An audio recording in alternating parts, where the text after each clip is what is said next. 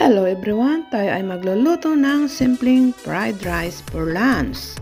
Ganito kasimple ang aking pagluto ng fried rice. Prenay ko saglit yung itlog, yung ham, yan. At saka prenay ko na rin yung kanin. Saka ko ibinalik yung itlog, ham, lagyan ng kaunting soy sauce, lagyan ng pepper salt, at ilagay natin yung pineapple tidbits. Yan, ganyan lang kasimple ang aking pagluto. Tsaka timplahin na rin kung kulang yung alat, lagyan ng kaunting asin. Yun, ganyan lang aking pagluto. Masarap pa sana yan kung may halong mga veggies like green beans, carrots, ganon, or spring onion kaso ayaw ng amo ko. Ganyan lang kasimple ang aking pagluto.